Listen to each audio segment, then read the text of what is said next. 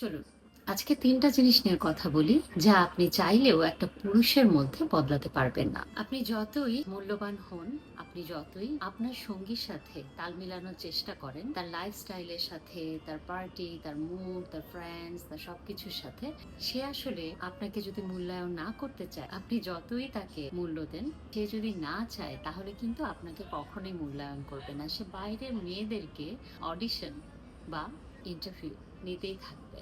তার চোখে যদি আপনি মূল্যবান না হন, আপনি যতই ফিট থাকুন, সুন্দর থাকুন, এডুকেটেড থাকুন, যাই থাকুন, সে যদি আপনাকে মূল্যবান না মনে করে, ভালোবাসা পাবেন না। একটা কৃপণ ছেলের থেকে আপনি কখনোই ভালোবাসা পাবেন না।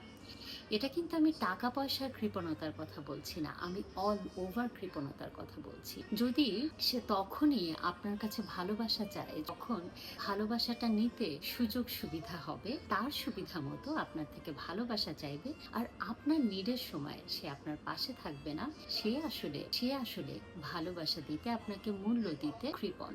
সে শুধুমাত্র আপনাকে ব্যবহার করছে, এবং তার যখন প্রয়োজন নেই তখন কিন্তু সে নিজেকে উইথড্র করে যাচ্ছে। এটা কিন্তু কোনো লাভ স্টোরি না, এটা শুধুমাত্র তার চাওয়া পাওয়ার ডিল, যা আপনি আপনার সর্বত্র দিয়ে ডিল করে যাচ্ছেন, এবং সে আপনাকে অল্প একটু ভালোবাসার টুকরো দিয়ে আপনাকে ঘুরিয়ে যাচ্ছে।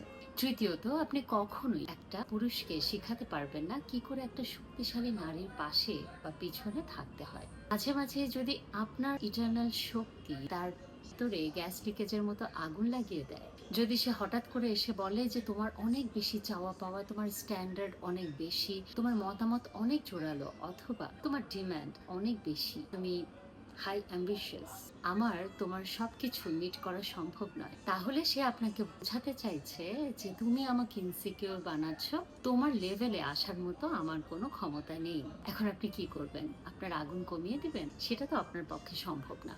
আপনি যদি মনে করেন যে সে আপনার কাছে আপনার স্যাক্রিফাইসের বিনিময়ে চলে আসবে, তাহলে আপনি ভুল ভাবছেন।